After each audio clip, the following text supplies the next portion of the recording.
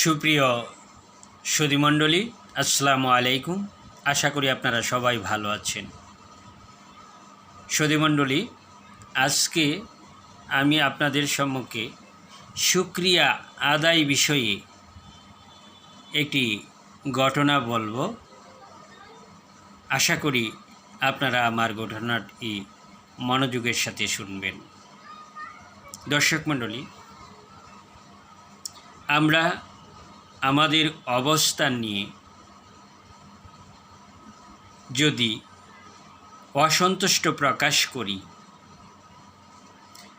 তাহলে কি হবে, এবং আমরা যদি আমাদেরকে আল্লাহ পাক যে অবস্থায় রেখেছে সেই অবস্থার শুকরিয়া আদায় করি তাহলে কি হবে, সেই বিষয়টাই আজকে আমি একটা ঘটনার উদাহরণের মাধ্যমেই বলার চেষ্টা করব। কারণ ছোট আকারেই বলবো, আমি খুব একটা বড় করার চেষ্টা করব না। দর্শক মণ্ডলী, তাহলে চলুন শুরু করা যাক আজকের বিষয়। শুকরিয়ার ফলাফল, শুকরিয়ার উপকারিতা, মানে শুকরিয়ার ফজিলত। দর্শক মণ্ডলী, আমরা আমাদের যে আল্লাহর পাক আমাদেরকে কি দিয়েছে সেটা কিন্তু আমরা উপলব্ধি করতে পারি না। আসলে আল্লাহ পাক আমাদেরকে মহামূল্যবান, যাদেরকে বলা যায় মূল্য বলা যাবে না, অমূল্য অনেক কিছু দান করেছেন, সেটা কিন্তু আমরা উপলব্ধি করতে পারি না। দর্শক মণ্ডলী, আমি যে জিনিসটা বোঝাতে চাচ্ছি, যেমন আমরা অনেকেই আমাদের নিজেদের অবস্থা নিয়ে অনেক অসন্তুষ্ট থাকি। যেমন আমরা চিন্তা করি আমাকে আল্লাহ পাক কী অবস্থায় রেখেছে, আর আমার পাশে যে ভাই তাকে আল্লাহ পাক কত শান্তি কত সুখে রেখেছে। এই ধরনের চিন্তা যদি আমরা করি তাহলে কিন্তু আমাদের মনের মধ্যে অনেক অশান্তি আসে, এবং আল্লাহ পাকও তাতে অসন্তুষ্ট হন, এবং এই নাশুকরিয়া করার কারণে কিন্তু আমাদের নিজেদের আরও ক্ষতি হয়। সেই বিষয়টা আমি একটা উদাহরণের মাধ্যমে আপনাদেরকে বলি। হজরত মুসা আলাইহিস সালামের জমানার ঘটনা। হজরত মুসা আলাইহিস সালাম এক সময় এক রাস্তা দিয়ে হেঁটে যাচ্ছেন। তখন এক ধনী ব্যক্তি তাকে জিজ্ঞাসা করলেন, হে মুসা, তুমি কোথায় যাচ্ছ? তখন মুসা আলাইহিস সালাম বললেন, আমি আল্লাহর কাছে যাচ্ছি।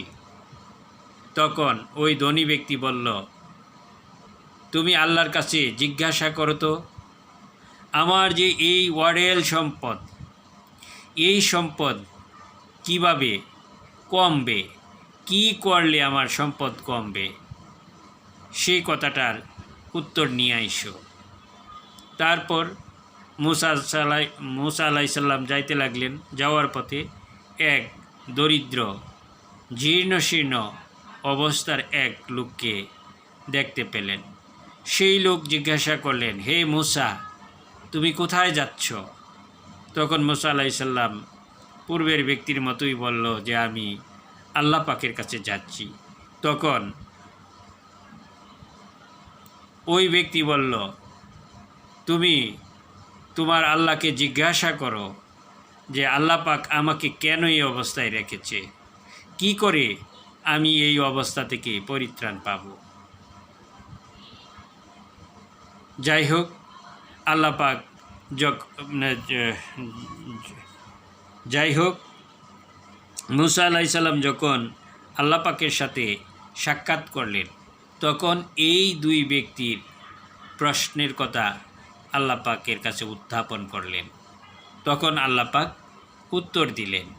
উত্তর দেওয়ার পরে যখন মুসা আলাইসাল্লাম ফেরত আসেন, ওই ফেরত পথে যে প্রথম যে জীর্ণশীর্ণ গরিব ব্যক্তি, তার সাথে সাক্ষাৎ হলো।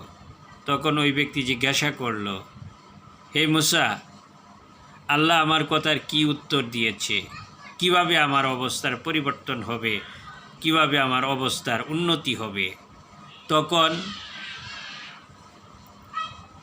মুসা আলাইসাল্লাম বললেন, আল্লাহ পাক বলেছেন, আল্লাহ পাক আপনাকে যে অবস্থায় রেখেছে সেই অবস্থায়ই শুকরিয়া আদায় করতে বলেছেন। তখন ওই ব্যক্তি রেগে আগুন হয়ে গেল। সে বলতে লাগলো, হ্যাঁ, আমাকে আল্লাহ পাক কী দিয়েছে? কী নিয়ে আমি আল্লাহ পাকের শুকরিয়া আদায় করব? সে বলতে গেলে আল্লাহ পাকের আরও না শুকরিয়া করতে লাগলো, আল্লাহ পাকের উপর ক্রুদ্ধ হয়ে গেল। তখন তার যে জরাজীর্ণ একটা বাড়ি ছিল, সাথে সাথে একটা তুফানের মতো একটা বাতাস এসে তার এই বাড়িটুকু নিয়ে গেল। তার সাথে সাথেই আল্লাহ পাক তার অবস্থার আরও পরিবর্তন করে আরও নিকৃষ্ট অবস্থায় তাকে নিয়ে গেল।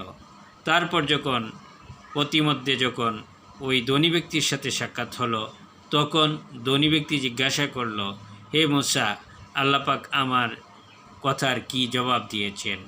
তখন বললেন যে, আপনি যদি ধন সম্পদ কমাতে চান তাহলে শুকরিয়া আদায় করবেন না। আল্লাহ পাক আপনাকে যা দিয়েছে সেই সম্পদের উপরে আপনি না শুকরিয়া থাকেন, আল্লাহ পাকের দেওয়ার উপরে আপনি যদি শুকরিয়া আদায় না করেন তাহলেই আপনার সম্পদ কমবে।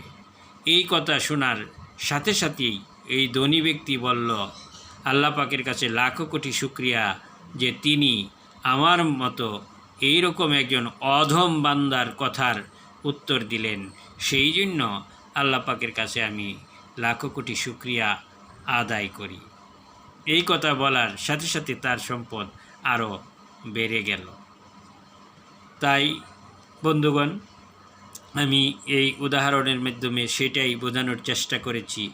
আল্লাহ পাকের শুকরিয়া আদায় করলে আল্লাহ পাক অবস্থার উন্নতি করে দেন। আর যদি আমরা যে অবস্থায় আছি, যদি আল্লাহ পাকের শুকরিয়া আদায় না করি, তাহলে আল্লাহ পাক আমাদেরকে আরও নিজেদের যে অবস্থায় আছি তার চেয়ে আরও অধঃপতন, আরও নিচের দিকে, আরও অবনতির দিকে নিয়ে যেতে পারেন। তাই আল্লাহ পাক আমাদেরকে যখন যে অবস্থায় রাখে সেই অবস্থায় আল্লাহ পাকের শুকরিয়া আদায় করব এবং আল্লাহর কাছে আমরা সব সময় দোয়া করব, আল্লাহর কাছে আমরা চাইব। তাহলে অবশ্যই যদি আমাদের কোনো অভাব থাকে তাহলে আমরা চাইব, কিন্তু শুকরিয়া আদায় করতে হবে যে অবস্থায় থাকি। কারণ শুধু আমাদের যে সুস্থতা, এই সুস্থতার শুকরিয়া আদায় করেই কিন্তু আমরা শেষ করতে পারবো না। সুস্থতা হচ্ছে আল্লাহ পাকের সবচেয়ে একটা বড় নিয়ামত। যদি কোটি কোটি টাকার মালিক হয় আর যদি ওই ব্যক্তি সুস্থ না থাকে, তাহলে ওই কোটি কোটি টাকার কোনো মর্যাদা নেই।